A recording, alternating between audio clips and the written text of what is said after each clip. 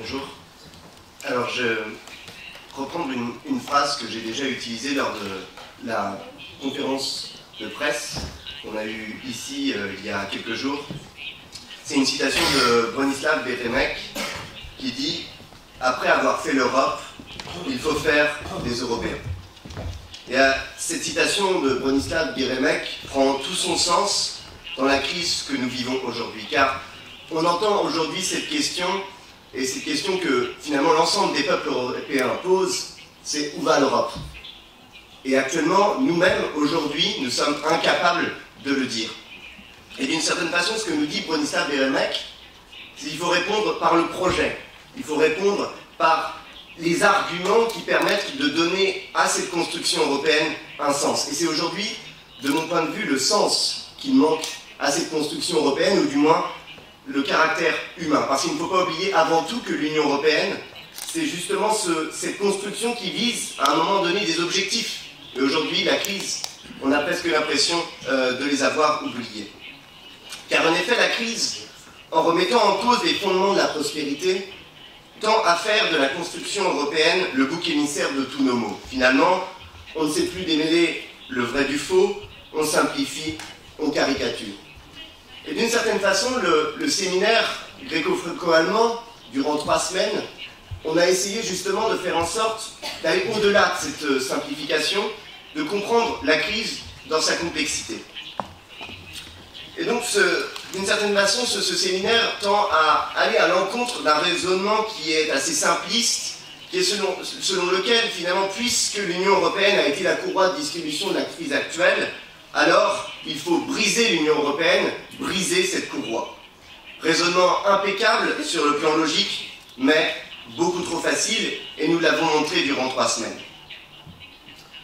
Finalement, nous avons pris le contre-pied grâce à ce séminaire qui a regroupé donc des jeunes Européens venus de Grèce, d'Allemagne et de France.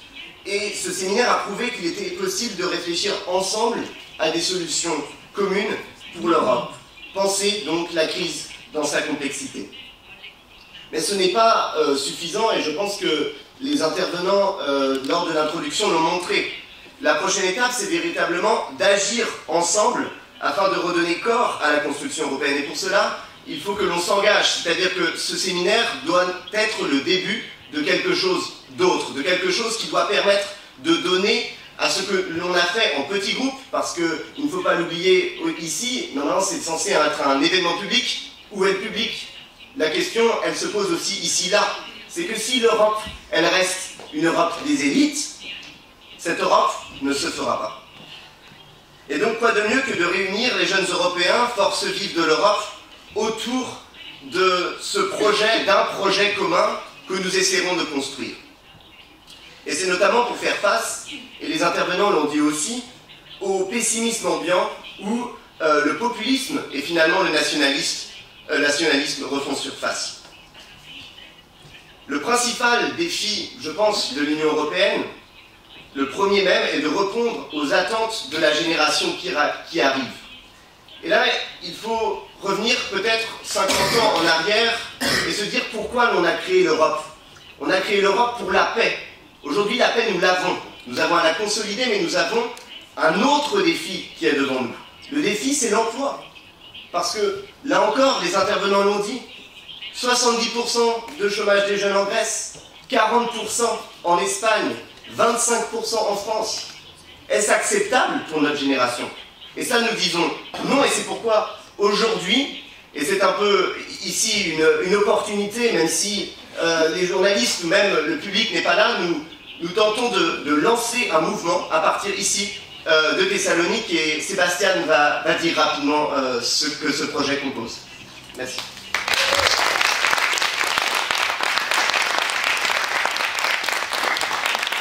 Bonjour. Nous appelons aujourd'hui, à travers cet appel de Thessalonique, l'ensemble des oubliés d'Europe à nous rejoindre et à se constituer en mouvement politique organisé dans l'objectif de faire entendre notre voix en se présentant aux prochaines élections européennes de mai 2014. Nous refusons l'austérité sans fin, le chômage de masse et l'étouffement de la démocratie. nous ne serons pas la génération perdue. Il est temps pour nous de nous lever et de porter l'imagination au pouvoir. Du nord au sud, de l'est à l'ouest, de bouche à bouche et de cœur en cœur, notre appel doit résonner dans toute l'Europe. Espagnols, Italiens, Britanniques, Portugais, Polonais et bien d'autres encore, nous vous attendons. Rejoignez-nous et partagez notre message partout où vous le pourrez. Nous sommes, wir sind, we are, IMSTI, Demos, Europa. Thank you.